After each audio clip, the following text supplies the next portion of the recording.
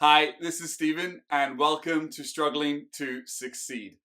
On this channel, we discuss business, philosophy, and personal development techniques. And this week, we'll be talking about why struggling to succeed. Let's get into it. Why struggling to succeed? Well, I was recently asked this question, and while I was answering it, I thought I should share my answer on this channel to explain a little bit more of my rationale and my thinking behind struggling to succeed as a concept. When I first started this whole journey of personal development and looking for techniques and strategies and routines that could propel me forward in my life, I dived deep into reading a number of books, listening to a number of podcasts, and throughout the last number of years, I was able to formulate a little bit of my own personal picture of the personal development industry. When I got through a year or two of my journey, I was sort of sitting one day and I thought to myself, a lot of this stuff is just unpractical. Like, it hit me, like, I think a lot of these books and a lot of these success coaches, they write books for people who are already successful. They're kind of writing to their own little market of people. They're writing to people who are already entrepreneurs, already high-level business performers, people who have the ability to follow through with the strategies or have the influence within the places that they work on a daily basis to put the tips and techniques and strategies in place to improve workflow and for instance, and other areas of their workplaces. But for a lot of us, like the 90% or 95% or 99%, there is no grassroots success people out there. There is nobody out there talking about how you slightly pivot so the next time the promotions come around in your workplace, that you have a little bit of a better opportunity to be the person at the front of the line rather than being in that pack of maybes or no's.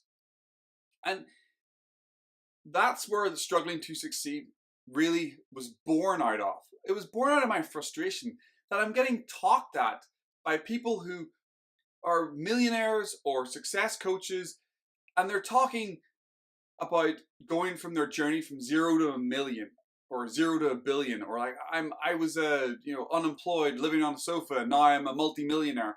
I'm like, that's great for you, but I don't know if that's my journey. Grassroots, struggling to succeed, how do you make your life a little bit better and a little bit happier?